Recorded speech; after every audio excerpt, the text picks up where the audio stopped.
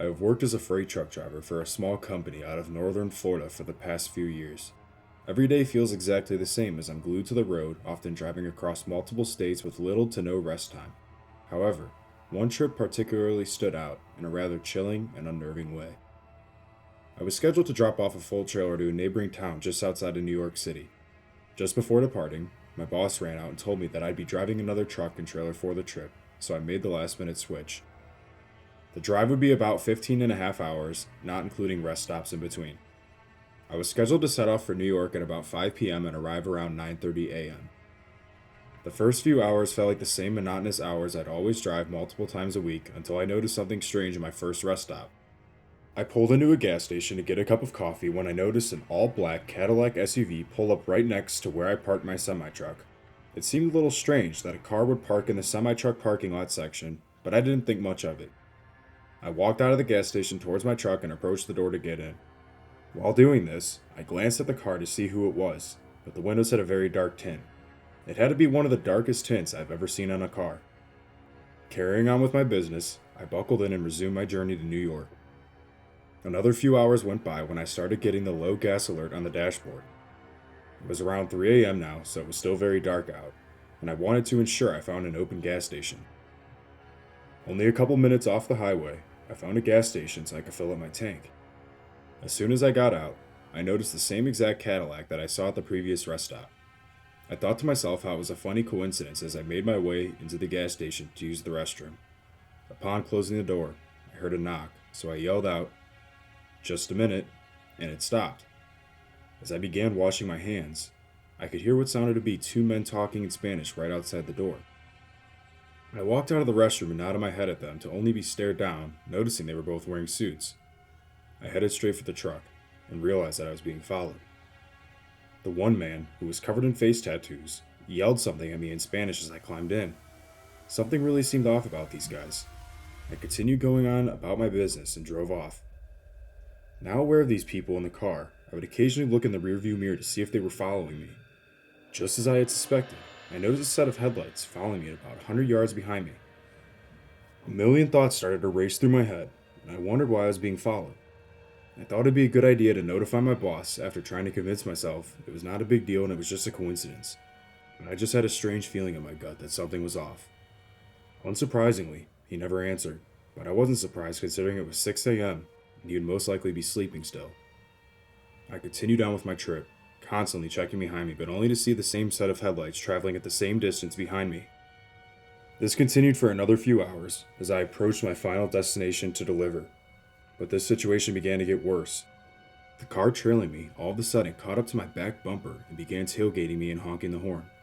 This continued for about 10 minutes as I told myself not to stop or slow down no matter what. All of this time, I had been thinking of viable solutions to resolve this strange problem I had. I didn't want to involve police because my boss was very strict about our delivery times and efficiency, and you never know how long you could get held up when you're dealing with the police. I decided the best option would be to drive to the original destination I set out for and sort out whatever was going on with the people in the car behind me once I got there. As I pulled in, I was unsurprised to see the Cadillac following me in. I approached my unloading dock until the car sped up and maneuvered right in front of me, cutting me off and forcing me to stop. The fear began to really creep into me. The four doors of the Cadillac simultaneously swung open as four men in suits emerged from the vehicle, carrying automatic weapons. I couldn't believe what I was seeing.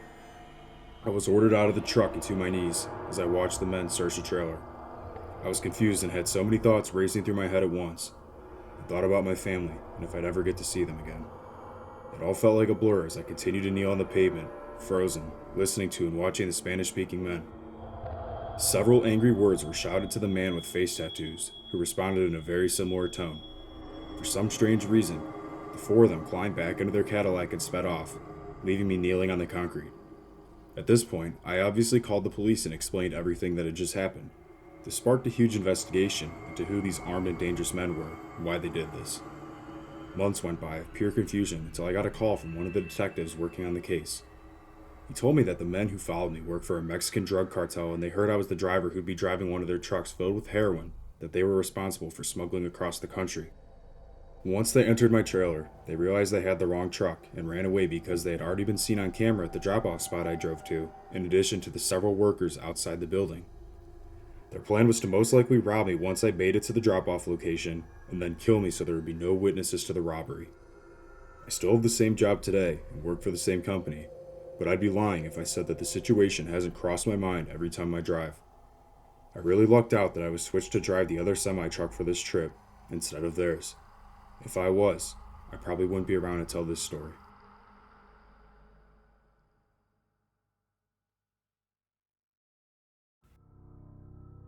A few years ago, my family and I went on a vacation to Myrtle Beach, South Carolina. We usually fly, but this time we agreed to drive and do a little bit of sightseeing on the way. We left in the late afternoon on a Friday night in hopes of making it there in the morning, so we'd avoid the heavy traffic during the day. We wanted to avoid stopping as much as possible on the way since the stop time adds up and makes the trip way longer. About 6 hours in, we were getting pretty restless and agreed on stopping at the next available rest stop. While pulling in, I noticed that the entire parking lot was mostly empty, which was expected since it was the middle of the night. However, I noticed an old red pickup truck with both the driver and passenger side doors wide open parked in the back corner of the lot facing the dark woods. The rest stop wasn't one of those nicer ones with food and gas. It was just a small building with a bathroom inside and a couple of vending machines right outside the door. We all got out of the car and made our way into the building to use the restrooms, and then finally got on our way. The restroom smelled horrible. It looked like it hadn't been cleaned in months or even maintained, as the lights inside would flicker on and off every couple seconds. Plugging my nose, I stormed out as fast as possible before my mom or dad finished. Upon reaching the exit door, I rushed out gasping for a breath of fresh air until I noticed something that froze me in my steps. Leaning up against our car was a silhouette of what looked to be a man smoking a cigarette. I didn't want to look like I was worried, so I just stood right outside the door pretending to be doing something on my phone as I waited for my parents. First, my mom came out and she suddenly noticed the man across the parking lot and definitely was a little taken back by the strange sight. We both just looked at each other out of disbelief and waited for my dad to finish up and come out. Finally, my dad swung open the squeaky door to see us both standing there with a definite look of concern on our faces. He saw the man and told us to follow him but keep a good following distance behind him as he confronted the man. As we approached, I could see that he was wearing a ripped up plaid shirt with a pair of worn down jeans. My dad said, "Hey, what are you doing?" And the man replied in a creepy tone saying, "Took you guys long enough. I need a ride into town. Truck broke down on me." It was definitely unsettling to hear this, as my mom and I looked at each other, both knowing what we were thinking. My dad told him that we didn't have enough room and we needed to get going. The man's tone quickly shifted from creepy to more of an aggressive, angry tone. He told my dad that he was full of crap, to put it in nice terms, and he threatened that there would be problems if we didn't help him out. My mom and I started to back up, feeling the situation beginning to escalate. My dad told us to go stand inside until he calls us back out. Now inside, looking out through the filthy windows, we could see my dad and the man exchanging words. We couldn't hear anything, since the rest stop had rock music playing through what looked to be an old speaker from the 90s. Suddenly, my dad turned around and ran inside, looking panicked. Hearing his words upon entering were frightening. He told us the man pulled out a knife and is threatening to kill us. My mom dialed 911 and explained to dispatch what was going on. They told us to remain inside the building, and they would have a state trooper there in 10 minutes. All of a sudden, we heard a loud crash from one of the storage closets behind us in the main entrance, followed by complete silence. The terrifying insinuation that we weren't alone in the building took over. My dad had us move into the women's bathroom and we locked ourselves in one of the stalls in the back corner, basically defenseless. Standing there, horrified, we stood together waiting for police to show up. After what seemed to be 10 minutes, my dad wanted to go out to the main lobby area to see if the police had arrived yet. He ran back whispering to us that the man in the parking lot by our car was gone, but the police had still not arrived. Full of adrenaline, we sprinted to the car and buckled in, peeling out of the ominous rest stop parking lot. Looking behind, we saw the man from earlier looking out from the inside of the building at us, accompanied by another man. My dad's quick thinking most likely saved our lives. Who knows what would have happened if we waited for the cops to arrive, considering there were multiple men inside the building with us.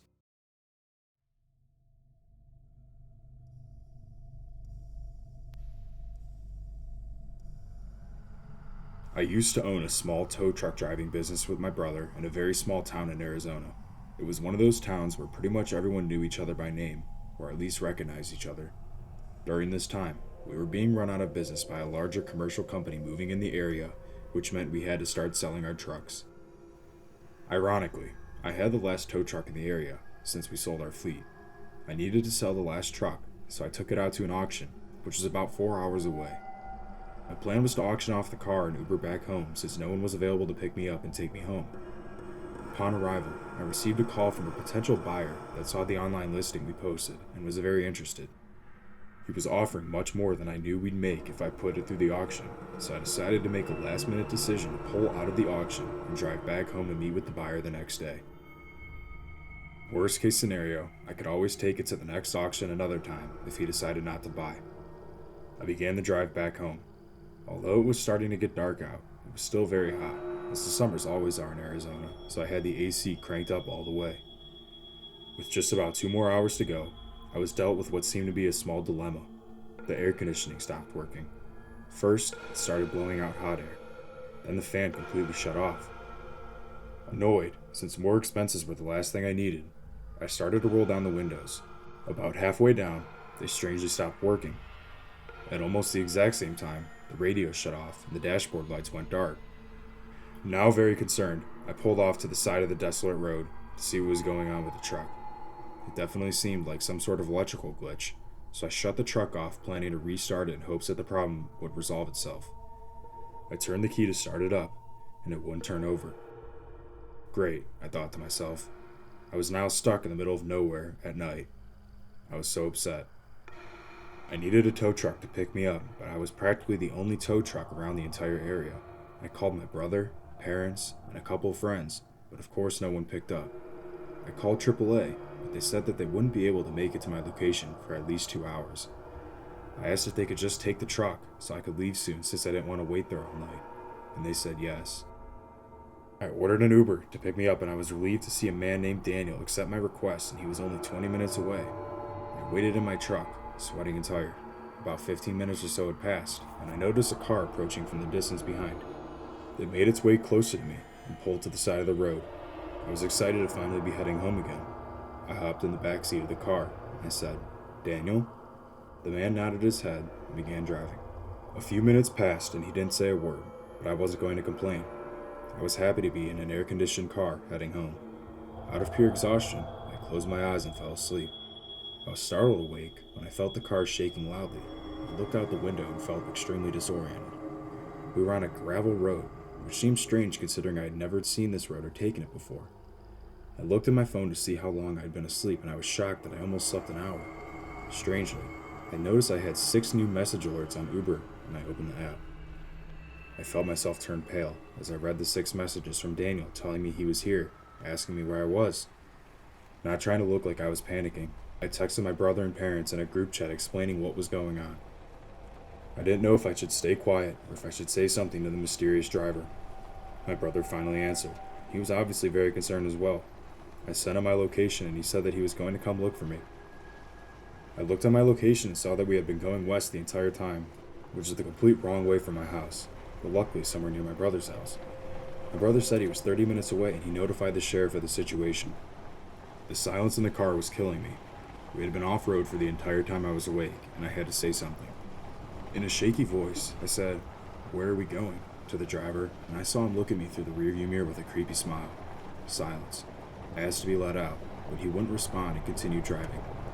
I thought about opening the door to bail from the car and run, and it seemed like the best option I had. I tried to open the door, but the handle on each side wouldn't work.